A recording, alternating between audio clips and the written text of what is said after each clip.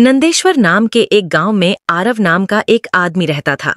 आरव सब्जियां बेचकर अपनी रोजी रोटी कमाता था। उसे रोज सुबह खेत जाकर किसान से सब्जियां खरीदनी पड़ती थीं। आरव अपनी मेहनत की कमाई बहुत संभाल कर रखता था, लेकिन अपनी कमाई से संतुष्ट नहीं था। वह कुछ अच्छा और बड़ा करना चाहता था।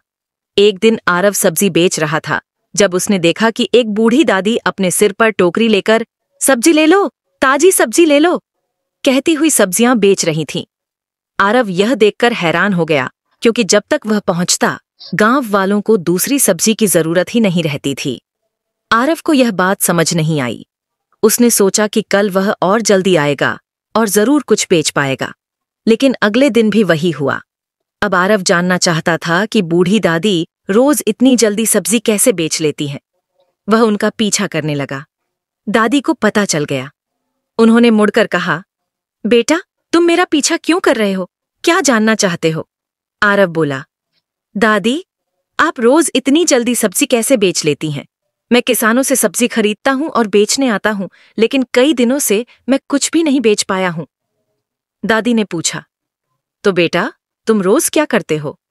आरव बोला, मैं किसान के पास से सब्जी लेता हूं, फिर गांव में आकर बेचता हूं। उसी से मेरा खर्च चलता है। पर आपकी वजह से कुछ दिनों से मैंने कुछ भी नहीं कमाया। दादी मुस्कुराईं और बोलीं, किसान से सब्जी क्यों लेते हो बेटा? खुद सब्जी उगाओ। इसके लिए बड़ी जमीन की जरूरत नहीं होती। अपने घर के आसपास जितनी भी थोड़ी बहुत जगह है, उसी में सब्जियां उगाना शुरू कर दो। अच्छा उर्वरक, खाद इस्तेमाल करना तो तुम्हारी फसल अच्छी होगी। आरव ने तुरंत कहा, दादी, आपका बहुत धन्यवाद। अब मैं बिल्कुल यूं ही नहीं बैठूंगा। आरव सीधा घर गया और अपने घर के चारों ओर खाली जगह में बीज बोने लगा। उसने 1 इंच जगह भी खाली नहीं छोड़ी। उसने जड़ वाली सब्जियां, झाड़ियों वाली सब्जियां और कई तरह की छोटी छोटी सब्जियां लगाईं। फिर उन्हें गांव में बेचने जाने लगा। कुछ दिनों में आरव की सब्जियां अच्छी तरह उगने लगीं। वह पहले से ज्यादा पैसे कमाने लगा। धीरे धीरे उसने पैसे जोड़कर एक छोटी जमीन खरीदी, जिस पर वह खेती करने लगा। अब आरव की फसल बहुत अच्छी निकलने लगी। कुछ समय बाद उसने एक सब्जी की दुकान खोली, जहां कई तरह की ताजा सब्जियां मिलने लगीं। गांव वालों को उसकी सब्जियां बहुत पसंद आने लगीं और लोग उसकी दुकान पर आने लगे। जब धंधा बढ़ा, उनको भी काम पर रखा और अपनी दुकान को और बड़ा कर दिया। 1 साल बाद गांव के प्रधान ने देखा कि कैसे आरव ने मेहनत और समझदारी से खुद को आगे बढ़ाया है। प्रधान को आरव बहुत पसंद आया और उन्होंने अपनी बेटी का विवाह आरव से कर दिया। धीरे धीरे आरव का सुंदर परिवार बन गया और उसका जीवन खुशियों से भर गया। इस तरह थोड़ी सी समझदारी और लगातार मेहनत ने एक छोटे सब्जी बेचने वाले आरव का सपना पूरा कर दिया। एक छोटे से गांव में सुरेश और गीत नाम का एक साधारण पति पत्नी रहता था। उनकी एक प्यारी सी बेटी भी थी। गीत बहुत स्वादिष्ट वड़ा पाव बनाती थी, इतना कि कोई भी उनके घर आता तो उसके स्वाद की तारीफ करते नहीं। अरे वाह, इतना स्वादिष्ट वड़ा पाव तो हमने कभी नहीं खाया। गीत, अगर तुम दुकान खोल दो तो पूरा गांव लाइन लगाकर खाएगा। ऐसा स्वाद किसी के पास नहीं है। इन बातों से सुरेश के मन में एक सपना जागा। वो सोचने लगा, क्यों ना हम घर के सामने वड़ा पाव की दुकान शुरू करें? सुरेश, गीत, क्या हम दुकान शुरू कर सकते हैं? तेरे हाथ का वड़ा पाव तो सभी को पसंद है। कर सकते हैं, लेकिन एक बात माननी होगी। तुम हर किसी से बहुत बातें करते हो, उन्हें अपनी कमजोरी बता देते हो। व्यापार में ये आदत नुकसान करेगी। हाँ, अगर मैं खुद को नहीं बदलूंगा तो दुकान नहीं चलेगी। दोनों ने तय किया, सफर शुरू करेंगे। सुबह का समय, छोटी सी दुकान, ठेला तैयार, ताजा वड़ा पाव की खुशबू। सुरेश उत्साह से, गर्मा गर्म ताजा वड़ा पाव, आइए चखिए। लोग खुशबू से खींचकर आते हैं। ग्राहक, बहुत जबरदस्त, ऐसा स्वाद कहीं नहीं मिलता। गीत ने बहुत प्यार से स्वादिष्ट वड़ा पाव बनाया और सुरेश ने पूरे जोश से बेचा। अरे, पहले ही दिन इतनी कमाई? सुरेश, ये तो उम्मीद से भी ज्यादा है। दुकान पर लोग भीड़ लगाए हुए हैं। कुछ ही दिनों में गीत का वड़ा पाव पूरे गांव में प्रसिद्ध हो गया। जो भी खाता कहता, ग्राहक, गीत का वड़ा पाव ही सबसे स्वादिष्ट है। सुरेश गर्व से, मेरी बीवी सबसे अच्छा बनाती है। एक ग्राहक आता है, बहुत बातें करता है।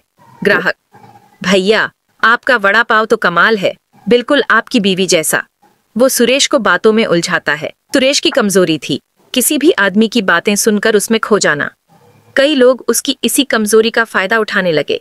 वो बातें करते, वड़ा पाव खाते और बिना पैसे दिए चलते बनते। धीरे धीरे यह रोज की आदत बन गई। रात को दुकान बंद, दोनों तनाव में। गीत निराश होकर, ये क्या, आज इतनी भीड़ थी, फिर भी पैसे इतने कम क्यों? सुरेश टूटे हुए स्वर में, मैं कुछ लोगों से पैसे लेना भूल गया। मैं फिर बातों में उलझ गया। मेरी ही गलती है। सबको मेरी कमजोरी पता चल गई और हम नुकसान में जा रहे हैं। गीत चुपचाप उसके गीत। गलती करना बुरा नहीं होता, लेकिन उससे सीखना जरूरी है। चलो फिर से शुरू करते हैं, इस बार सही तरीके से। सुबह नई ऊर्जा के साथ दुकान खुलती है। सुरेश दृढ़ता के साथ, जी भाई पहले पैसे दीजिए, फिर वड़ा पाव मिलेगा। तारीफ के पैसे नहीं होते। ग्राहक मुस्कुराते हुए पैसे देते हैं। धीरे धीरे सब सामान्य होने लगा। फिर ग्राहक बढ़ने लगे और उनका व्यापार पहले से भी ज्यादा चमकने लगा। सफलता केवल स्वाद या मेहनत से नहीं मिलती, अनुशासन, समझदारी और सही व्यवहार से मिलती है। गलती करना गलत नहीं, गलती दोहराना गलत है। जो सीख लेता है वही सफल होता है।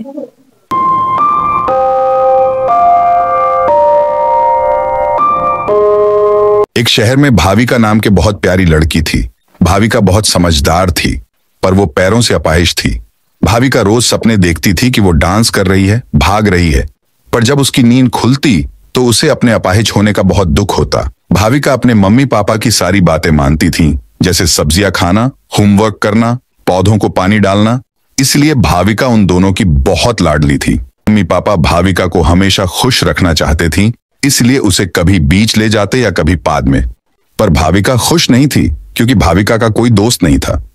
एक दिन की बात है, भाविका अपने क्लासरूम में बैठी थी और उसका ध्यान बाहर खेल रहे बच्चों पर गया। उसने सपना देखा कि वो भी उन बच्चों के साथ बिना बैसाखी के खेल रही है। तभी अचानक टीचर की आवाज आई और उन्होंने बोर्ड पर लिखा, स्पोर्ट्स डे बच्चों, कल स्कूल में स्पोर्ट्स डे है, सभी बच्चों को भाग लेना है। सभी भाग लेंगे, पर भाविका को छोड़कर, क्योंकि वो तो चल ही नहीं सकती। ऐसा नहीं बोलते। बबलू चलो, भाविका को सॉरी बोलो। सॉरी। स्कूल खत्म हुआ और उदास भाविका स्कूल ग्राउंड के पास आई। आसपास कोई नहीं था। उदास भाविका फूट फूट कर रोने लगी। तब ये अचानक उसे एक आवाज सुनाई दी। वो यहां वहां देखने लगी, पर उसे कोई नहीं दिखाई दिया। अचानक उसे लगा कि शायद आवाज बेंच के नीचे से आ रही है, और उसने झुक कर देखा। एक कबूतर का बच्चा बेंच के नीचे फंसा हुआ था। तो तुम यहां हो। तुम शायद उस कोशले से गिर गए और यहां भांस गए। चलो मैं तुम्हारी मदद कर देती हूं। भाविका उस नन्हे कबूतर की मदद करने लगी। और से उठाया और उसे बेंच पर रख दिया। चलो अब तुम अपने घर जाओ। अपने बच्ची को देखकर कबूतर की मां बहुत खुश हो गई। शुक्रिया, तुम बहुत अच्छी हो। तुमने मेरे और मेरे बच्चे की मदद की। मैं तुम्हें एक तोहफा देना चाहती हूं। ऐसा बोलकर मम्मी कबूतर घोंसले के अंदर चली जाती है और अंदर से गोल्डन जूते लाती है। भाविका उन जूतों को देखकर बोली, मगर मैं इन जूतों का क्या करूंगी? तो अपाहिज हूं। ये जूते मामूली जूते नहीं हैं, जादुई जूते हैं। इन्हें पहनकर तुम चल सकोगी, दौड़ सकोगी और जो चाहो वो कर सकोगी। भाविका ने जैसे ही जादुई जूते पहने, वो अपने पैरों पर सच में चलने लगी। भाविका बहुत खुश हो गई। जूते पहनकर भाविका घर पहुंची। उसके मम्मी पापा अपनी लाडली को पहली बार चलता हुआ देख चौंक गए। वो अपने आंसू रोक नहीं पाए। मम्मी डैडी, मैं चल सकती हूं, पर कैसे? इन जादुई जूतों की वजह से। मैंने एक नन्हे कबूतर की मदद की, तो मम्मी कबूतर ने मुझे ये जादुई जूते तोहफे में दिए। अगले दिन भाविका स्पोर्ट्स डे में भाग लेने गई। सभी लोग भाविका को वहां देख चौंक गए। भाविका ने रेस में भाग लिया और जादुई जूतों के कारण वो जीत गई। जादुई जूते भाविका के जीवन का सबसे अच्छा तोहफा साबित हुआ। इसके बाद भाविका के पैर कभी नहीं रुके। वो भागती नाचती, वो भी बिना किसी की मदद के। अब भाविका अक्सर मम्मी कबूतर और उसके बच्चे से मिलने आया करती है। थैंक यू, आपके दिया हुए जादुई जूते ने मेरी जिंदगी बदल दी। अब मैं बिना किसी सहायता के जी सकती हूँ। भाविका का हर सपना अब सच हो गया था। वो चल सकती थी, नाच सकती थी, कूद सकती थी, खेल सकती थी, और अब उसके बहुत दोस्त थे। इसलिए कहते हैं कि दूसरों की मदद करने से खुद की मदद होती है।